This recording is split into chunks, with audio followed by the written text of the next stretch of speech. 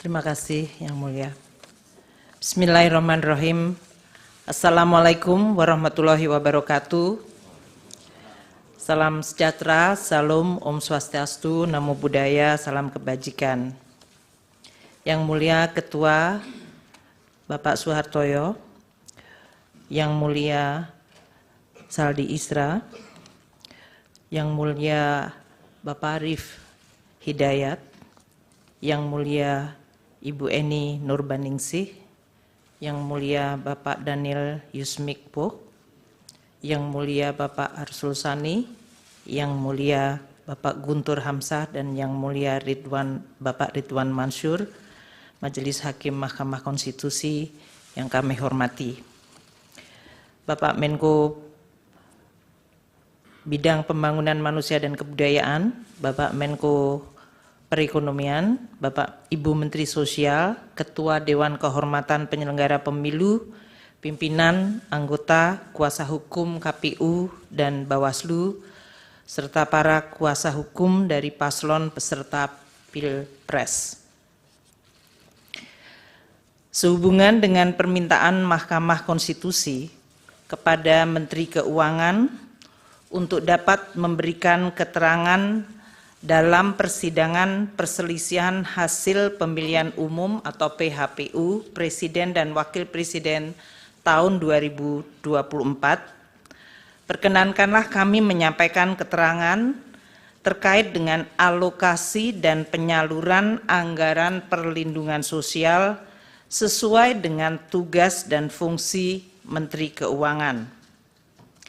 Kami sungguh bersyukur dan mengaturkan terima kasih untuk kesempatan memberikan keterangan di forum Mahkamah Konstitusi yang mulia ini.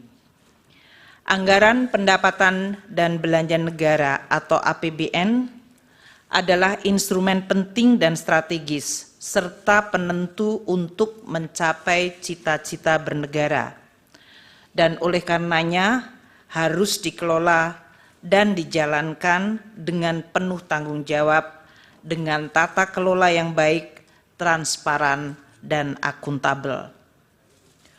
Forum di Mahkamah Konstitusi yang mulia ini kami percayai menjadi salah satu cara merawat nalar publik dengan menjelaskan dan mendiskusikan bagaimana APBN menjadi sarana gotong royong anak bangsa, di mana yang mampu berkontribusi lebih besar dan yang tidak mampu perlu dibantu. Melalui belanja publik termasuk subsidi, bansos, dan jaminan sosial, negara hadir menjalankan mandat merawat kehidupan bersama yang diharapkan menuju kesejahteraan yang berkeadilan. Melampaui aneka perbedaan yang menjadi hitah bangsa, APBN kita harapkan menjadi sarana bagi segenap elemen bangsa untuk berpartisipasi dan berkontribusi. Kiranya melalui proses politik yang selama ini dijaga secara terbuka, transparan, dan akuntabel, APBN harus terus kita jaga sebagai fondasi dan sekaligus modal politik bangsa Indonesia mencapai tujuan bernegara. Telah banyak contoh negara-negara yang mengalami krisis ekonomi, sosial, dan bahkan politik akibat pengelolaan APBN yang buruk. Alhamdulillah, Indonesia mampu menjaga instrumen APBN tetap secara kredibel dan sehat. Ini prestasi yang harus terus dijaga. Berdiskursus di forum yang mulia ini patut disyukuri. Forum yang mendorong diskusi sehat dan refleksi tentang awal mula Indonesia dibentuk, mengundang khususnya para generasi muda, agar terpanggil dan turut menghayati kehidupan publik yang baik, melalui perbaikan tiada henti dan tidak kenal lelah. Seperti pepatah kuno mengatakan, vis unita fortior. Dengan kekuatan yang bersatu, kita akan semakin kuat. Yang Mulia Ketua dan Majelis Hakim Mahkamah Konstitusi, Pancasila dan Undang-Undang Dasar 1945 telah mengamanatkan negara untuk melindungi segenap bangsa Indonesia dan seluruh tumpah darah Indonesia, dan untuk memajukan kesejahteraan umum, mencerdaskan kehidupan bangsa, serta ikut melaksanakan ketertiban dunia yang berdasarkan kemerdekaan, perdamaian abadi, dan keadilan sosial. Kehadiran negara untuk mewujudkan kehidupan yang layak dan bermartabat, serta untuk memenuhi hak atas kebutuhan dasar warga negara demi tercapainya kesejahteraan sosial, salah satunya melalui instrumen anggaran pendapatan dan belanja negara atau APBN. APBN adalah instrumen untuk mencapai dan mewujudkan cita-cita hidup bernegara, yaitu masyarakat adil dan makmur. Presiden adalah pemegang kekuasaan pemerintahan yang mengelola keuangan negara sebagai bagian dari kekuasaan pemerintahan berdasarkan pasal 4 ayat 1 Undang-Undang Dasar 1945 dan pasal 6 ayat 1 Undang-Undang Keuangan Negara. Dalam menjalankan kewenangan tersebut, Presiden mengajukan rancangan anggaran pendapatan dan belanja negara atau RAPBN kepada Dewan Perwakilan Rakyat atau DPR untuk dibahas bersama dan untuk mendapat persetujuan DPR menjadi Undang-Undang APBN. APBN merupakan wujud pengelolaan keuangan negara yang ditetapkan setiap tahun dengan undang-undang dan dilaksanakan secara terbuka dan bertanggung jawab untuk sebesar-besarnya kemakmuran rakyat. APBN terdiri atas anggaran pendapatan, anggaran belanja, dan pembiayaan. Adapun rincian atas APBN ditetapkan melalui peraturan Presiden yang digunakan sebagai pedoman di dalam pelaksanaan APBN.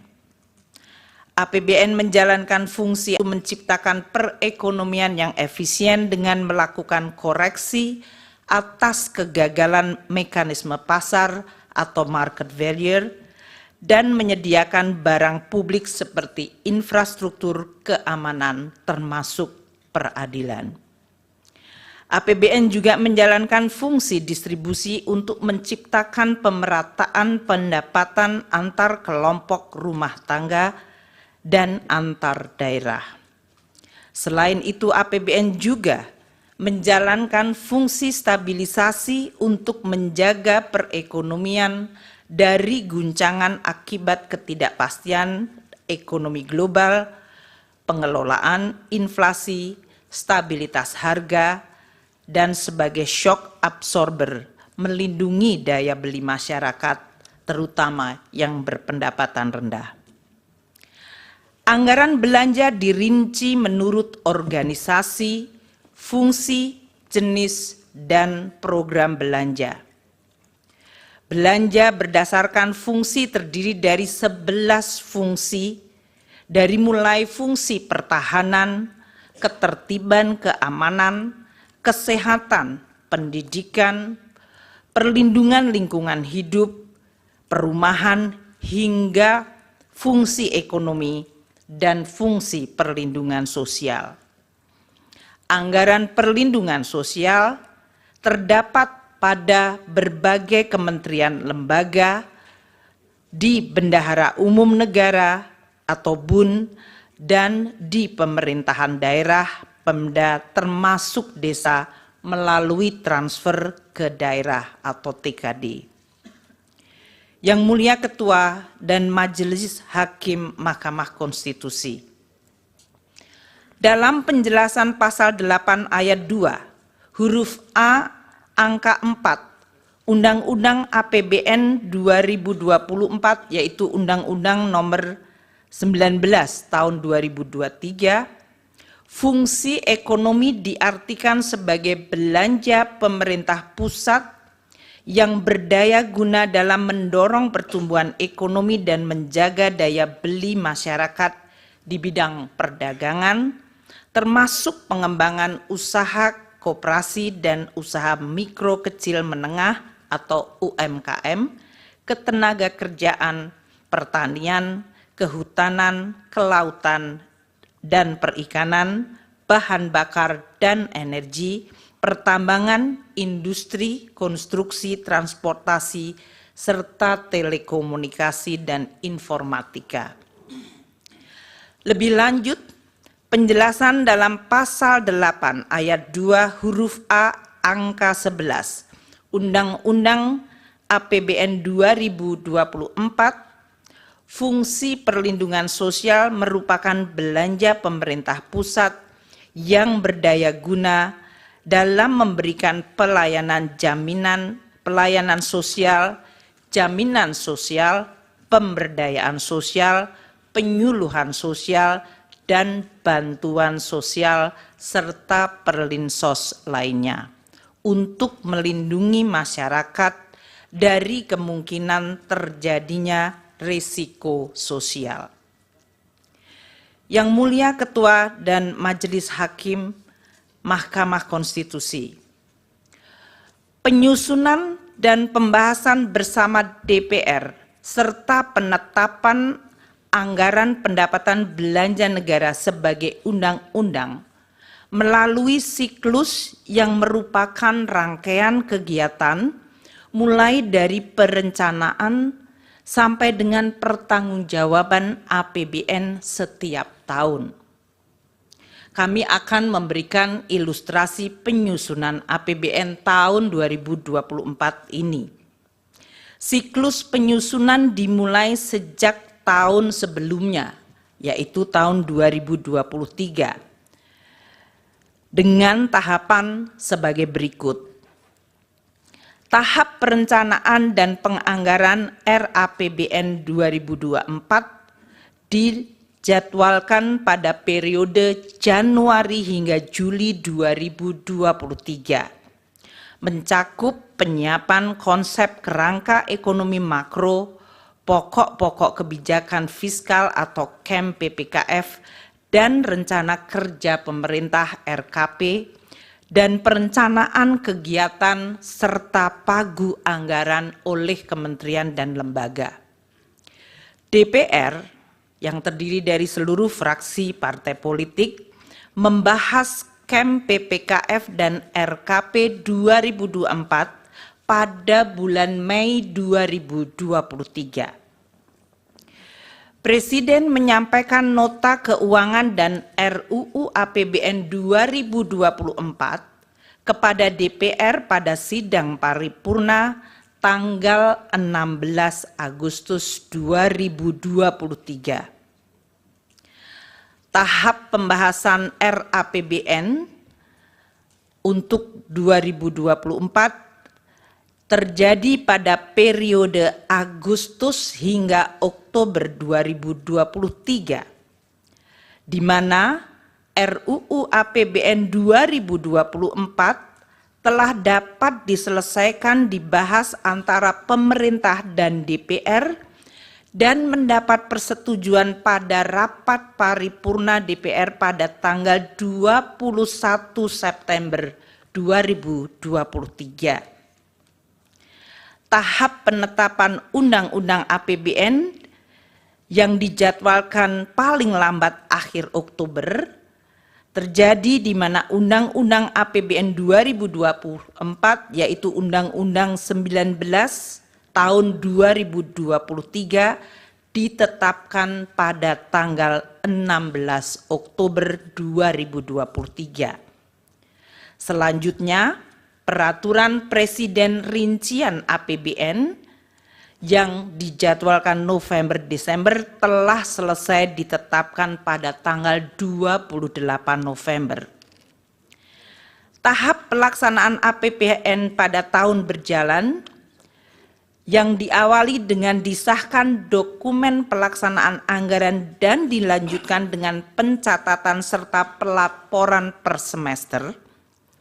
Tahap pemeriksaan dan pertanggungjawaban Undang-Undang APBN 2024 dijadwalkan pada tahun 2025 atau T+1, di mana BPK akan melakukan pemeriksaan terhadap LKPP yang disusun pemerintah untuk selanjutnya dibahas dan disetujui DPR menjadi Undang-Undang Pertanggungjawaban Pelaksanaan APBN. Kami menjelaskan ini untuk kemudian disandingkan proses lini masa penyusunan APBN tahun anggaran 2024 yang telah selesai pada tanggal 21 September 2023 dan diundangkan tanggal 16 Oktober 2023.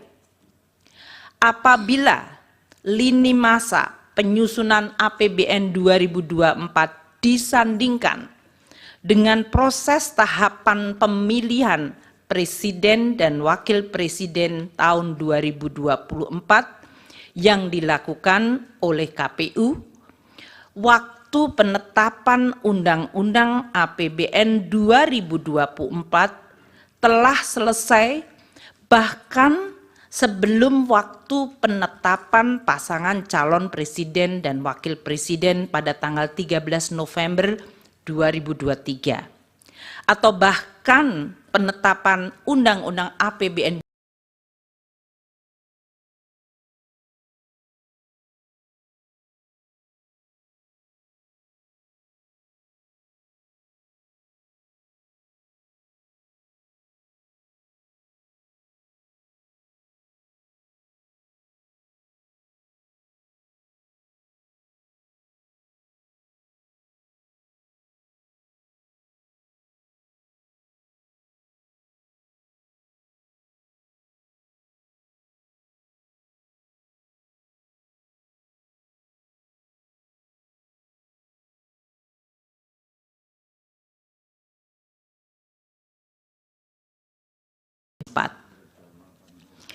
Yang Mulia Ketua dan Majelis Hakim Mahkamah Konstitusi, APBN adalah instrumen penting untuk menjaga masyarakat, negara, dan perekonomian agar mampu menghadapi berbagai dinamika perekonomian global, nasional, dan juga menjawab tantangan zaman untuk mendukung berbagai agenda pembangunan secara optimal.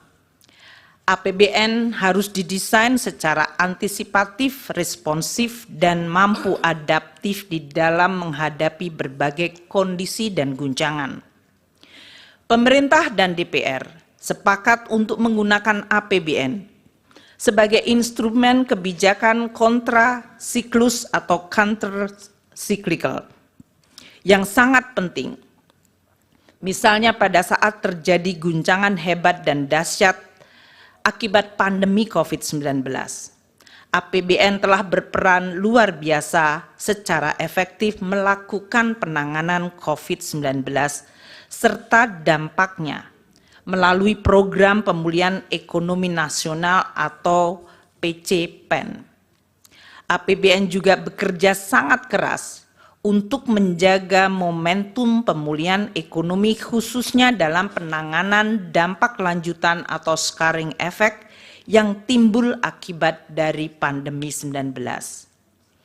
Penyusunan APBN 2024 juga tetap menghadapi berbagai tantangan ketidakpastian perekonomian global seperti inflasi dan suku bunga tinggi di negara-negara maju, juga persaingan geopolitik, khususnya eskalasi perang Rusia dan Ukraina, dan proteksionisme yang meningkat, yang menyebabkan terganggunya rantai pasok pangan dan energi.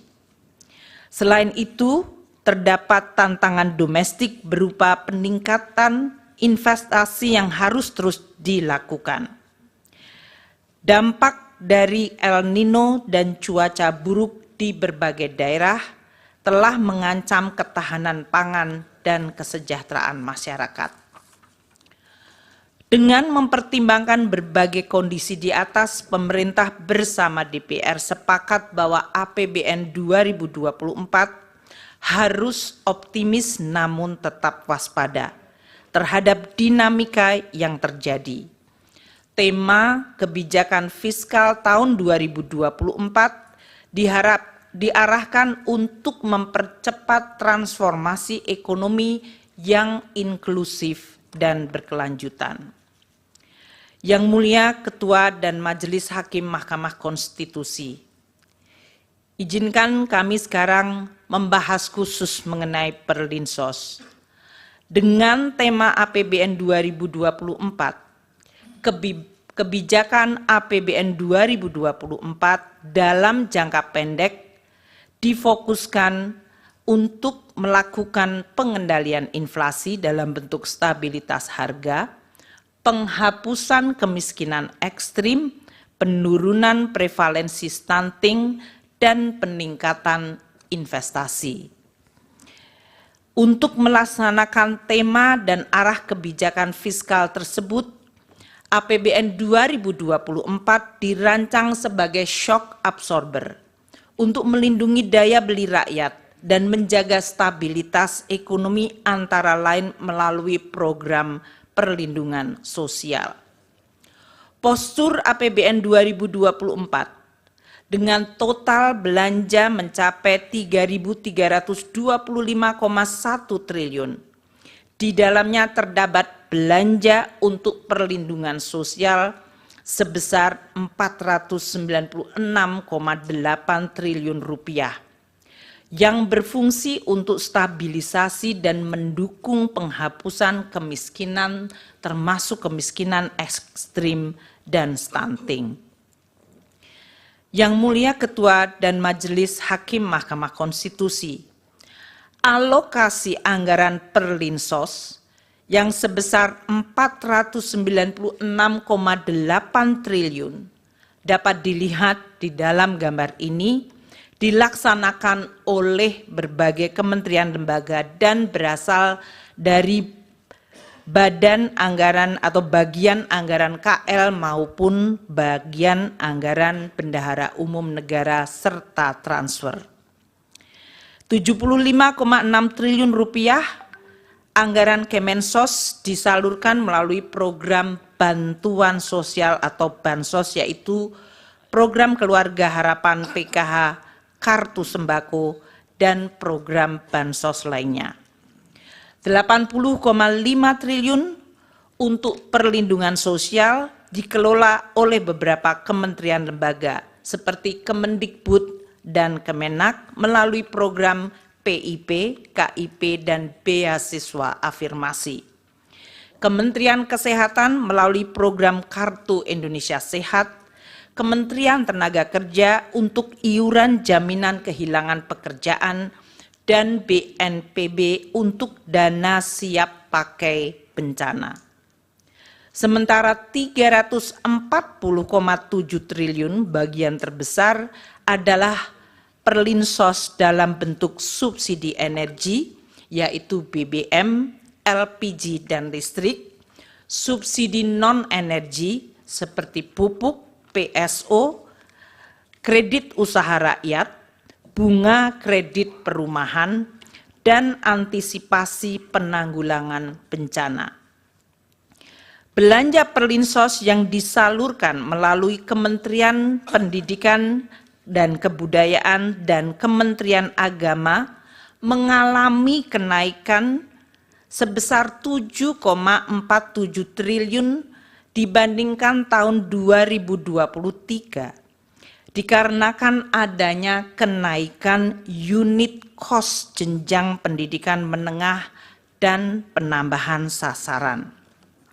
Sementara belanja bansos selain PKH dan kartu sembako yang disalurkan oleh Kementerian Sosial mengalami kenaikan 1,23 triliun rupiah dikarenakan adanya kenaikan alokasi untuk bantuan makan lansia, bantuan untuk penyandang disabilitas, dan bantuan yatim piatu.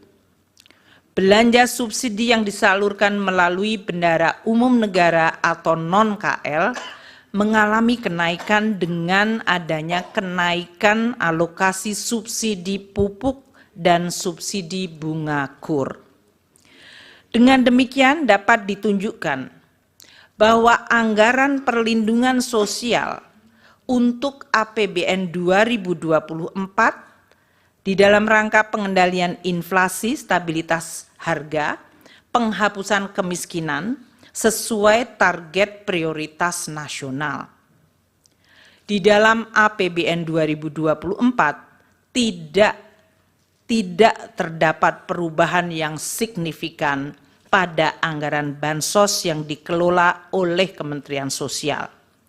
Perubahan perlinsos yang dikelola oleh kementerian lembaga lain seperti Kemendikbud dan Kemenaker adalah akibat kenaikan unit cost dan penambahan penerima Kartu Indonesia Pintar Kuliah serta pembayaran program jaminan kehilangan pekerjaan dan bantuan iuran peserta pekerja bukan penerima upah.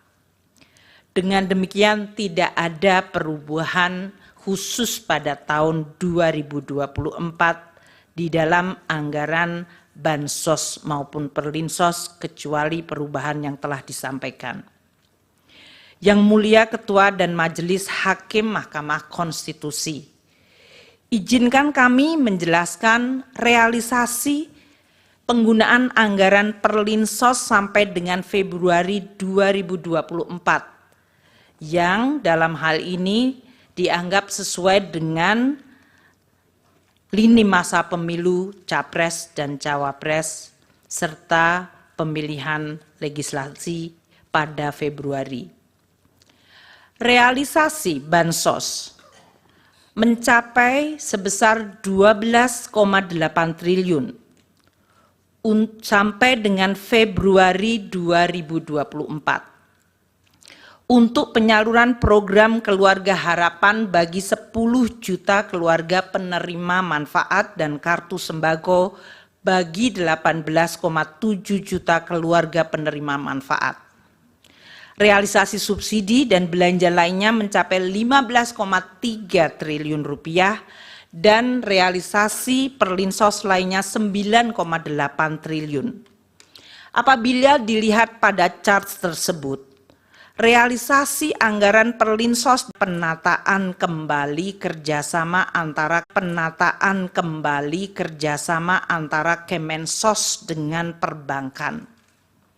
Ini yang menjelaskan pada saat kami menjelaskan kenaikan 2 bulan pada bansos Kemensos mencapai cukup tinggi adalah akibat baseline 2023 dari bansos Kemensos pada bulan Januari Februari yang memang waktu itu rendah akibat masih adanya proses penataan kembali kerjasama antara Kemensos dengan perbankan. Berdasarkan uraian ini dapat kami sampaikan bahwa pola pembayaran perlindungan sosial dan bantuan sosial tahun 2024 tidak mengalami perbedaan dengan pembayaran tahun-tahun sebelumnya. Anggaran perlinsos telah dianggarkan di dalam APBN tahun 2024 sesuai pembahasan dan persetujuan DPR dan pola realisasinya tidak terdapat perbedaan dibandingkan periode 6 tahun sebelumnya. Yang Mulia Ketua dan Majelis Hakim Mahkamah Konstitusi, dapat kami tambahkan bahwa anggaran perlinsos yang ditunjukkan Presiden dalam RAPBN yang diajukan Presiden di dalam RAPBN 2024 adalah sebesar 493,5 triliun rupiah. Sedangkan alokasi Perlinsos yang ditetapkan dalam Undang-Undang APBN 2024 yang telah disetujui DPR adalah sebesar 496,8 triliun rupiah. Adanya peningkatan dari usulan pemerintah akibat adanya kenaikan anggaran subsidi, akibat perubahan parameter asumsi, kenaikan harga pokok penjualan pupuk, dan kenaikan plafon kredit usaha rakyat. Yang Mulia Ketua dan Majelis Hakim Mahkamah Konstitusi, beralih kepada bantuan pangan. Dalam rangka mendukung pelaksanaan tugas pemerintah di bidang pangan, pemerintah membentuk Badan Pangan Nasional Bappenas melalui Perpres 66 tahun 2021 untuk memenuhi tata kelola pangan secara terarah dan efektif, menciptakan kedaulatan pangan dan ketahanan pangan, serta kemandirian pangan secara nasional. Ini mengacu Undang-Undang 18 tahun 2012. Di dalam pelaksanaan fungsinya, Bappenas menangani kerawanan pangan diantaranya melalui pengadaan, pengelolaan, dan penyaluran bantuan pangan untuk masyarakat berpenghasilan rendah dan terdampak bencana. Penyaluran bantuan pangan yang dilakukan melalui Bappenas bukan merupakan bagian dari perlindungan sosial, namun ditujukan untuk penguatan ketahanan pangan dan stabilitas harga pangan. Di dalam APBN ini masuk fungsi ekonomi, bukan fungsi Perlinsos. Pada tahun 2023, Bappenas mempunyai anggaran 10,2 triliun rupiah dan sudah memberi bantuan pangan kepada 21,53 juta keluarga penerima manfaat. Pemberian dilakukan oleh Perum Bulog selama periode September-November 2023 berupa pemberian 10 kg beras. Dalam proses pencairan alokasi bantuan pangan yang dimohonkan oleh Bappenas, diperlukan review oleh BPKP untuk menjamin akuntabilitas dari permohonan yang diajukan. Sedangkan untuk tahun 2024, Bappenas memiliki anggaran sebesar 6,71 triliun rupiah atau justru turun 30% dari anggaran 2023. Yang Mulia Ketua dan Majelis Hakim Mahkamah Konstitusi, pelaksanaan dan pengelolaan APBN dihadapkan pada tantangan perekonomian yang terus berubah secara dinamis.